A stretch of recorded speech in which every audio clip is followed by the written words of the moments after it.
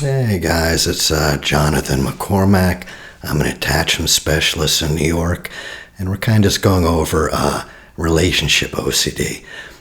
This is a lot of people technically think this is kind of a real specific mental illness.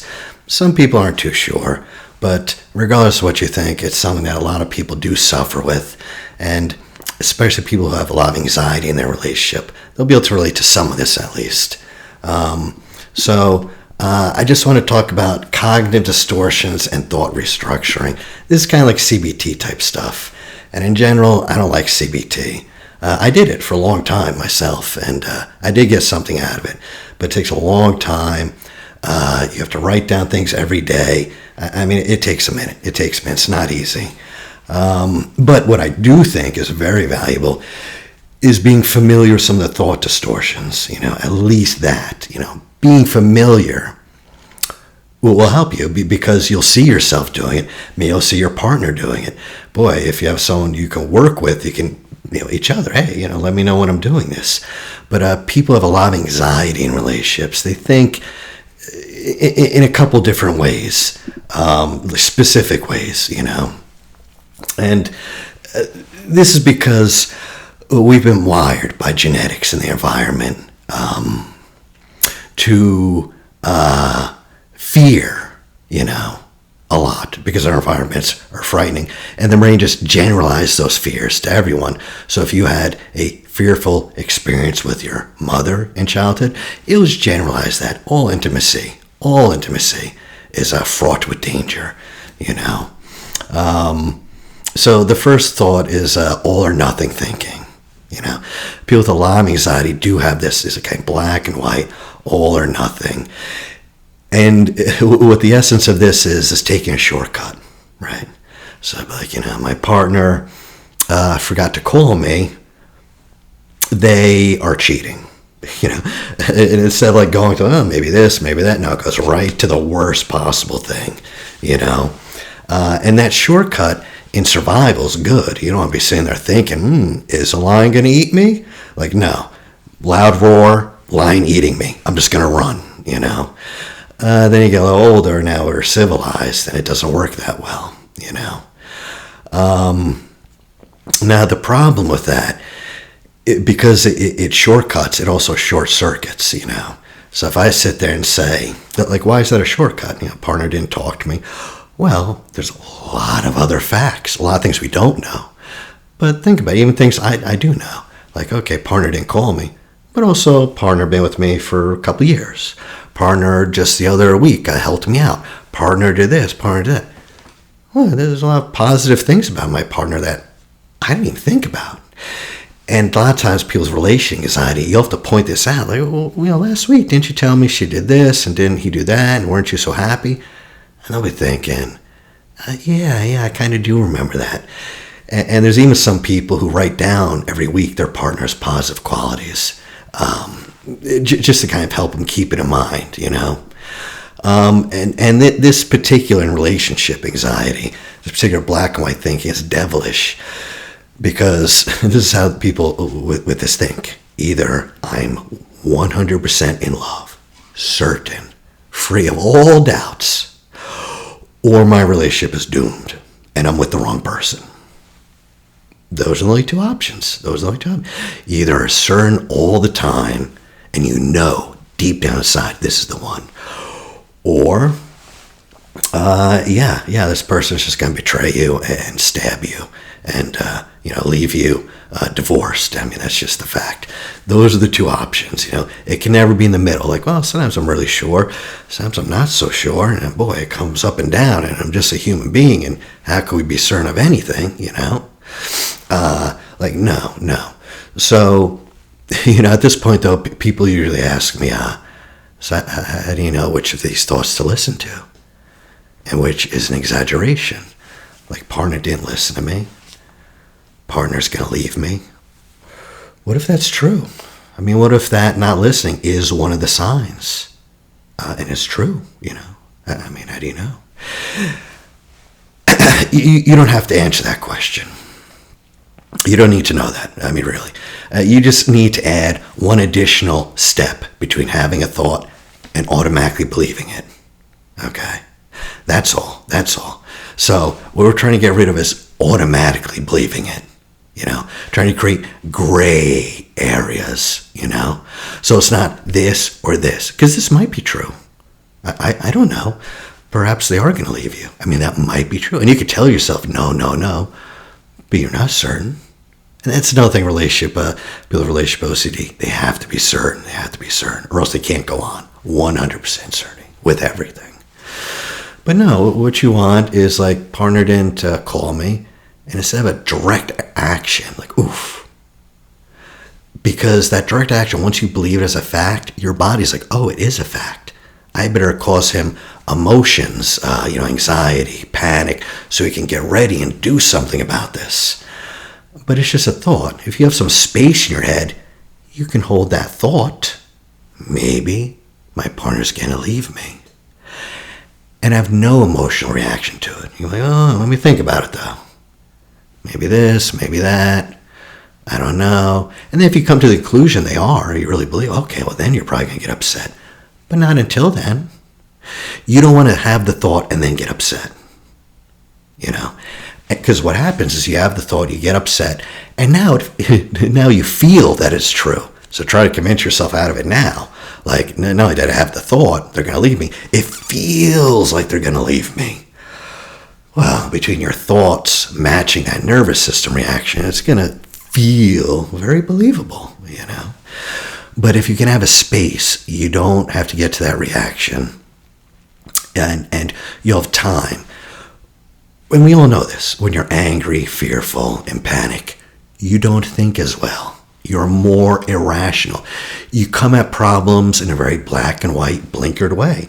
You're not open to creative solutions. You're not open-minded. Okay, so now you have this thought. It's not your fault. Boom. Gonna leave me. Emotional reaction. It's the truth. It's chiseled into stone. And since it's the truth, I'm gonna get all those reactions as if I just found out my partner really was cheating on me. I'm gonna feel the jealousy and being used and I'm sitting like in your living room just thinking, nothing's happening. And here you're going through all this drama right in your head, So the next time you do have this all or nothing thinking, it's kind of remind you, it's not the only way to think. And I'm not even going to say you're wrong, cheating on me, you might be right. Don't sit there like, no, I'm wrong. Well, hold on. But at least imagine there's another way to think, because the truth is you want to live in the gray area. People with anxiety, they don't want to. I don't blame them because it's really anxious for them. Who would? So I get it, But that's where life is. So like, I don't feel alive. I feel dead inside. I feel this. I feel that. Well, I gotta tell you, people who feel very alive, I know them, they live in a lot of uncertainty in their lives, often. Not all, but I've noticed that, that they approach things that they're not sure is going to work out. They are in situations where they just don't know, but they'll take the risk or the chance if they think it's worth it, They live in the gray area, and the gray area has anxiety, and it's not very clear, and you don't know what to do a lot of times, So the next one is, you've probably heard this, catastrophizing, and, kind of all do this, and basically, but what's really happening, which is interesting, when you catastrophize, everything's going to be terrible. Your brain actually takes the possibility of future pain. Because that's a possibility. I say my partner's going to leave me. Well, that's a possibility. Boy, that will hurt if it happened. But no, your brain doesn't think it's a possibility. Your brain actually expresses it as a fact that's happened. So you're overwhelmed. You're terrified. Just the thought of them cheating on you, the thought of them leaving you, is the same as an actual act. The mind is mixing up thoughts for reality. They might be leaving you, but you don't know that, and that hasn't happened. You haven't experienced it yet. When you do, you'll be very sad and panicked. But right now, you're just thinking. Those are just thoughts. And your body's reacting to thoughts the same way.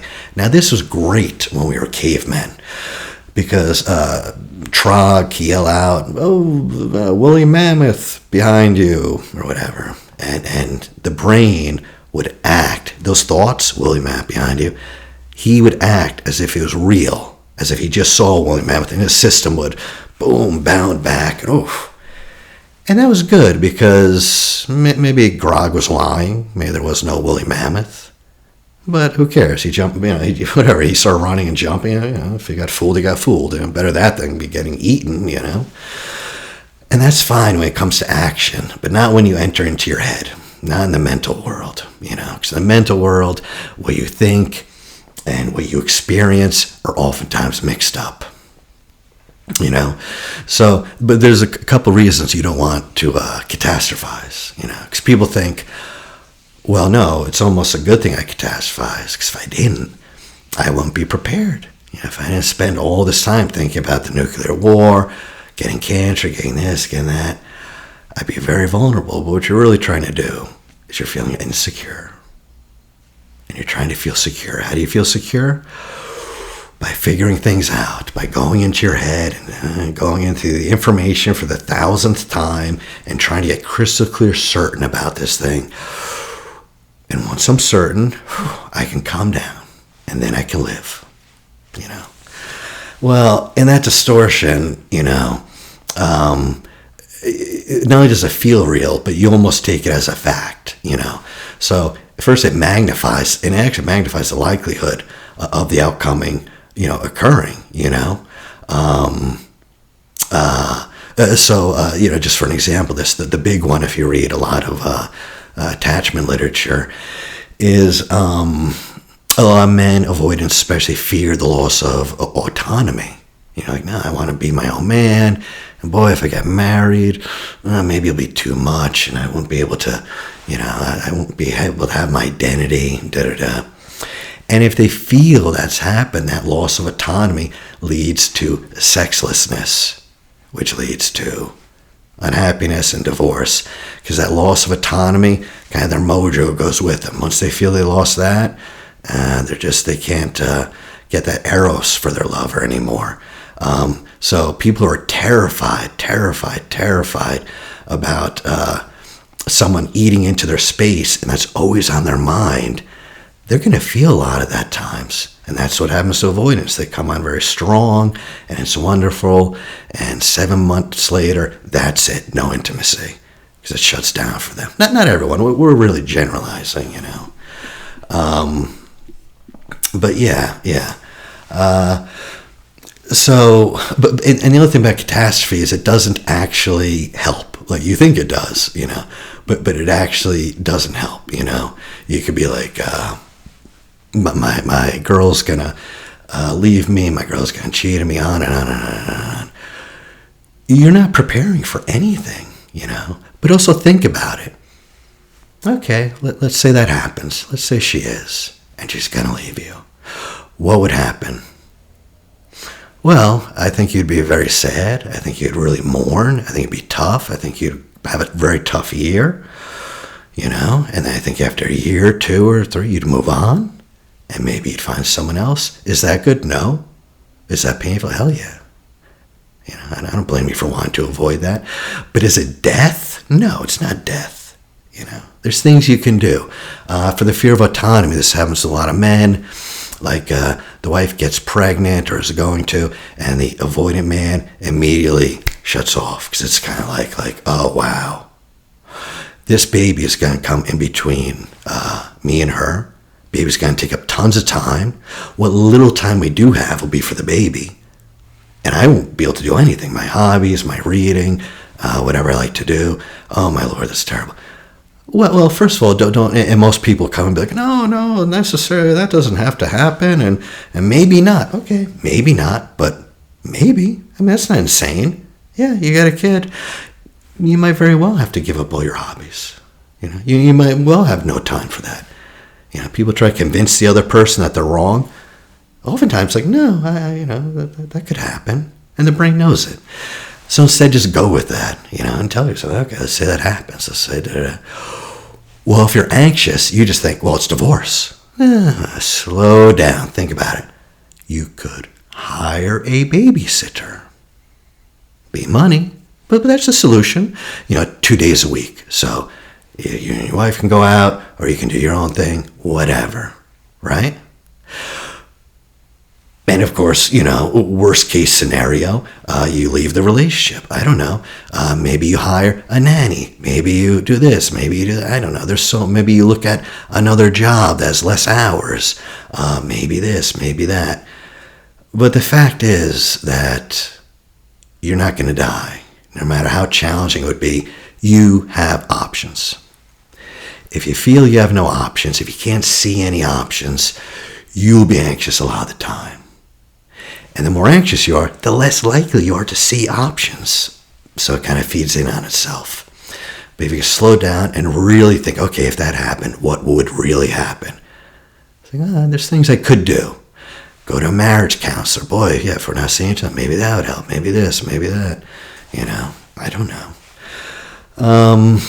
And the response, a CBT person, if you can do this, if you're mindful enough to, just tell yourself I'm catastrophizing right now and I can't predict what will happen in the future no matter what happens, but I could choose to cope with the outcome. A lot of people frame things as happening to us. Oh, this divorce happened to us, this tragedy, this. Well, first of all, it's awful and devastating. So good Lord, God bless. But also, now besides that pain, all of a sudden, you're throwing all these other things about it. And gee, now I'm not free anymore, and this just happened to me, and I feel impotent and helpless. Oh. If you choose to accept it, doesn't mean like it, that does not mean approve of it. But it happened. It happened. That's all you're saying. It happened. If you choose to accept it, then you can choose to cope with it. A choice. You can be forced to cope with it because you're being crushed, or you can be crushed and be like, what, fine, I will, And that will give you a sense of agency. That will give you, because you are doing something, it's an internal intentionality. Like before, it felt like things were being done to me. Now I feel like I'm in control, at least, by actively accepting and coping. Well, if you're thinking like that, the idea your partner might leave you is scary, but wouldn't really produce a panic. You'd be okay. You'd survive. You'd be okay. You can cope. The third one is pretty obvious, but emotional reasoning. The trouble with emotional reasoning, and by the way, I'm not one of these bloodless people. It's all about the answer. Hell, I'm an artist. I love poetry. But there's good and bad. And there's a type of emotional reasoning that is bad. Like, in other words, trust your gut. In relationships, don't do that. Don't do that. The gut status in relationships is like divine revelation. And by the way, I used to play poker for a living, so I know that there were times I had to trust my gut. I'd have to kind of attune to the person, get into their mind space, maybe sit like them, just to get what they're thinking. And I'd have to trust my gut, and that was a good idea. And then I tried the same thing in relationships, and it did not work out as well, So the problem, there's a reason, though. There's a reason the gut does not work in relationships, for a couple of reasons. But one of the things is, perhaps you've heard this, it's a weird myth, but I've seen this from shows in the 1950s and movies made today. The girl will come up and say, Mom, I just met Johnny. We went out. How do I know it's love? How do I know that? And almost every time she goes, well, did you feel butterflies in your stomach?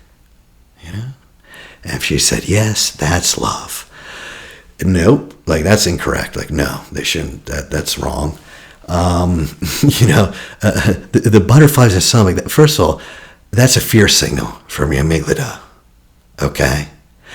And they can't be trusted to tell whether your relationship is a good one or not. What it does tell you is there excitement and some fear. That's the butterfly. You feeling butterfly? Excitement and fear. You know what else when you feel butterflies? When you jump from a plane.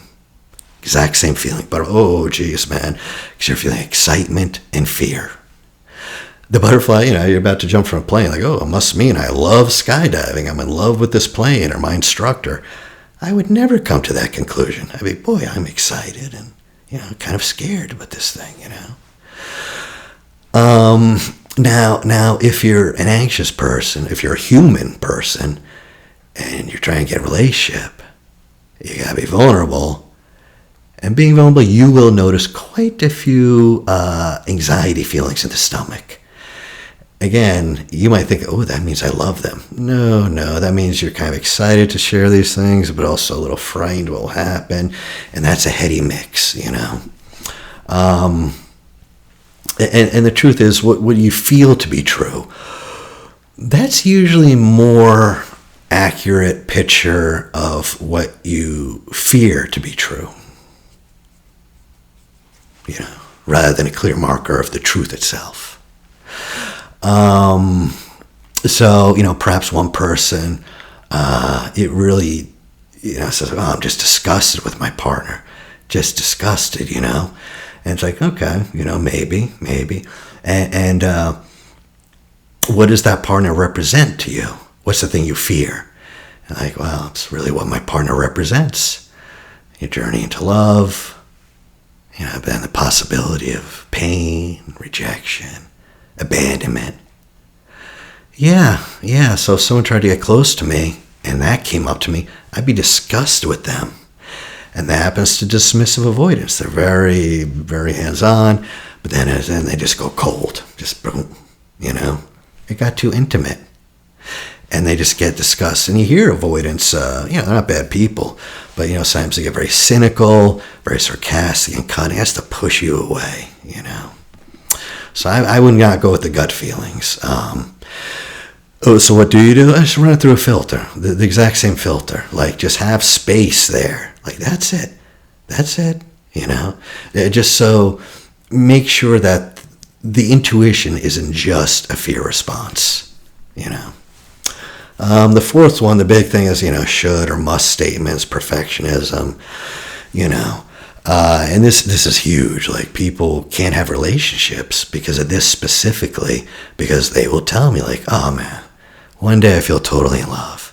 And other times I just want space, There are days, I don't say it, but there are days when I have like zero desire for my partner.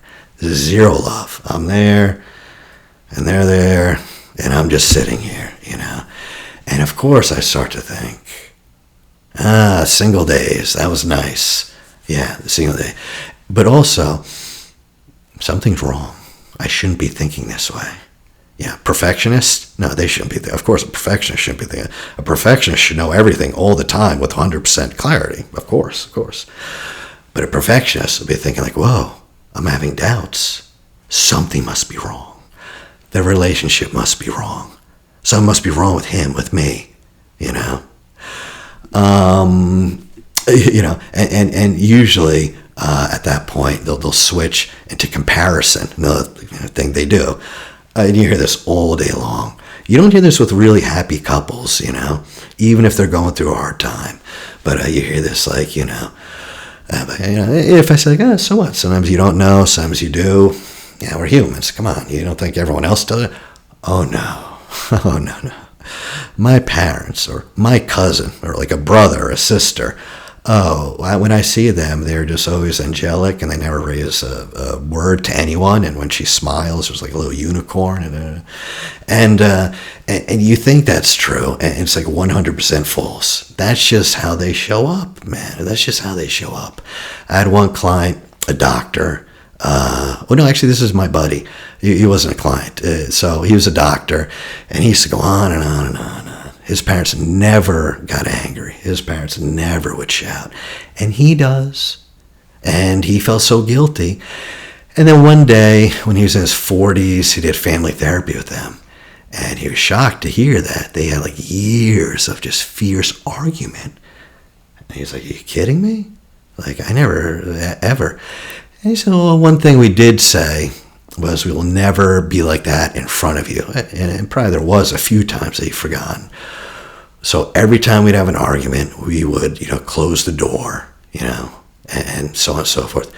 Well, it changed my friend's whole world because until then, his relationships were compared to that false hope.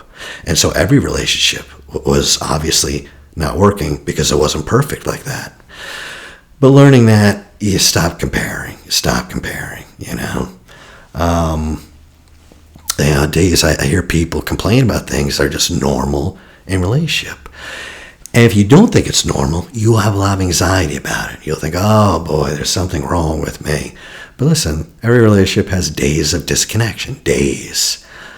Every relationship has people desiring for alone time, anytime you say, I shouldn't feel this way, according to who? What are we talking about? What, Disney? According to who? Who are you going off of here? I shouldn't be this way. I shouldn't be having doubts. Doubts have no place in true love, And regardless of what you think is true or not, let's say you did have perfect parents. Ask yourself that. Does that frame of reference serve you? Yeah. I mean, because what happens, and we all know this, if you look at people who are perpetually single, they have a couple of characteristics. And one of them is searching for the perfect one. Meanwhile, they miss out on the real person right in front of you. Because it's not, good enough is not perfect. No. Relationships have to be like, razzle dazzle. No. Good enough, absolutely no, But, perfectionists, and I know them, though, whenever we try to sanitize our thoughts and hide all those things, you lose so much of your humanity in your search for perfectionism until it becomes extreme. Your personality might even split. That's in very extreme cases where it's like, I'm perfectly good. And then another part holds all the evil, because the good part couldn't bear to think it has anything wrong with it. Oh, no, of course not, In fact, just like, someone with OCD, they wash their hands endlessly until it's perfectly clean. Relationship OCD people, it's perfectionism. Cause you to wash your relationships endlessly, cleaning up anything. Okay, this is a problem. It's not perfect. Oh, I didn't feel desire this day. That's not perfect. Clean. I got rid. It's the same thing, Yeah. What's wrong? I mean, what's wrong with good enough love? I mean, people get offended by that good enough. I really don't know where they're living or what they're thinking. But if you're a perfectionist, that's all you're going to get. And it's pretty good. It can be pretty damn good. Good enough love can be pretty damn good, Might not be romantic, probably be a terrible comedy if it ended with the good enough marriage. I get it. Hollywood doesn't want that, but it still can be filled with passion. I mean, perfectionism ultimately, though, is a psychological defense. It's a defense against the messiness of life, the dirt, because you'll always be imperfect. And you'll be doing things you're ashamed of and thinking thoughts you shouldn't. And boy, I thought I was going to be the perfect husband, perfect wife. And now I'm thinking this thought and and then this, and then I don't appreciate. And it's like, yeah, dirty. It's a dirty business. I got a lot of dirt. I don't know what to tell you. But if you want to live, you go to the gray areas. The black and white places are perfect. Perfectly black, perfectly white. Easy. But the gray places, those places, the dirt, I mean, that's where you're going to find it. I mentioned the comparison, and that's this comparison will ruin people. And believe me, for guys especially, it's just always in their mind. Is my girl comparing me to an old? And then women constantly, is he comparing me to an ex? They want to see your old girlfriend pictures. They want to... Because this comparison, and it's terrible. And the truth is, relationship OCD, a lot of them do have comparison, and they'll regularly say, like, I'm with my ex, and he has some money, but he's not the best lover, really, by far, than Jake and Harry. Or, she's great. We both have the same values and everything. But I gotta tell you, 15 years ago, Melissa, she didn't have those values, but we had so much fun. We had so much fun just playing, and she's not that playful. I know. What are you gonna do? Take one little thing and make yourself a little monster woman? Comparing it will do nothing good, even if it's true, because your mind's trying to get certainty. Am I certain this is the best I can do? Am I certain this is the one? Am I certain I can't do better? That'll destroy you. That'll destroy you. Because one day you'll decide you can do better. And maybe you can, but did you make the commitment or not? And if you're committed to it, it doesn't matter if you meet someone better. That doesn't matter. You commit to this one. If that's what you hold for your integrity, I think commitment in whatever sense does bind us to the past and future and does make that bond stronger personally, a more avoidant version with this would be like, do I love this person enough to make the next step? Avoidance, they'll be like, it would be like, you're going to get married? Like, one day, we've been dating like 25 years or something. It's like, you just won't make the step. Why? I don't know if I love her enough. Do you love her? Most days and kind of, and yeah, but da-da-da. I mean, listen, these kind of, they kept our ancestors alive, just all these strong social connections. And if you didn't measure up, you'd be expelled, And so I know we have a massive emphasis on social standing and social connection, right? So you're going to compare yourself to other people. I know it's like, don't do that, ideally, but it's going to happen, And it not only is it happening, it is so much worse. Because before we compare ourselves to our tribe, it didn't matter the other tribe. It really didn't matter. Where's my social standing in the tribe? Now, where's my social standing in the world? Facebook. My self-worth probably is caught up in people on Facebook, on Twitter, on here that I don't even know, and yet have somehow, impressed upon me. That comparison happens a lot also. Like, look at Cindy and her husband. They seem so happy. Look at, they're so happy. Honestly, the response is you have absolutely no idea what another person's relationship is truly like. And we all have stories of the couple we thought were so happy, and we found out X, Y, and Z. Come on, it's cliche. And you don't know which of those relationships is that one. It doesn't serve you. It doesn't serve you. You don't, Last one to say, just mind reading. And when you mind read, it's quick. You don't have to look for evidence, But, you just, now I'll have people, you can't prove them wrong. And they'll be like, when she said this, she said very mean, and she meant to humiliate me. And I'm listening. I'm like, oh, well, actually, I mean, it could be that. Like, really, it could, It could, though, be, maybe you heard it that way, and it wasn't meant that way. Maybe. Yeah, I don't know. But for them, there is no maybe. There is no maybe. All or nothing, and they can just read their minds. They just know for a fact. And they're certain. Again, get some space, But when dealing with all this anxiety, basically the goal is not to feel better right now. You're not trying to feel better right now. You're trying to tolerate the unknown. You're trying to tolerate the unknown. That's the job. You're trying to realize you can cope with discomfort. And if you can tolerate the unknown and cope with discomfort, you can feel better in the long run. Perfect? No. But better. You'll always have anxiety. If you have obsessive thoughts, you'll probably always have those to a certain degree. Might be small, might be quiet, but they'll be, you don't have to pay attention to them. They don't have to cause you distress. But, and people try to argue, the opposite. Like, I have intrusive thought. My wife's going to leave me. I'll replace it with my wife's not going to leave me. She's going to be wonderful. That probably, I never tried it, but that might have some success. The problem is the brain's like, that one about my wife loving me does not feel true. And your brain will represent your nervous system. So if your nervous system says you're unhappy, the story you tell yourself will be an unhappy one. That's the one you'll believe. So it's kind of like, why don't you work bottom up, somatic stuff. The nervous system instead of trying to argue your way out of it, So forget about trying to correct it, Forget about trying to correct it. Forget about getting into a debate. Oh, my wife is, but maybe she is, and should I not? No. I mean, you could do that forever, you know. Just don't engage in it. I mean, just don't engage in it. Instead of like, maybe it is true, maybe it's not true. I mean, literally, it's the way you should respond to anyone that you really don't care about, you know, is you just decide, I'm not going to respond to it. I'm not going to argue.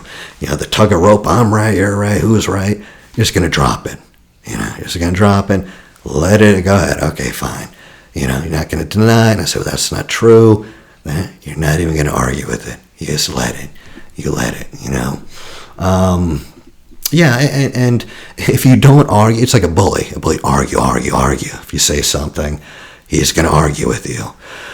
But, you know, if you kind of ignore him or you don't give him that contrary response, you know, like you're not going to bully him. You're not going to answer back to him. As long as you stop doing that, eventually, you know, he kind of gets bored. There's nothing that he has to work with. You're not giving him anything. You're not getting a response. Well, if you stop arguing with yourself, stop arguing with all these thoughts, yeah, eventually the brain's like, okay, yeah, I guess I'm not going to argue with me. They die down. They don't die. They die down. Just by shifting the way you respond to the thoughts. You know, I'm like, get rid of these. I can need therapy to get rid of these. You got it backwards.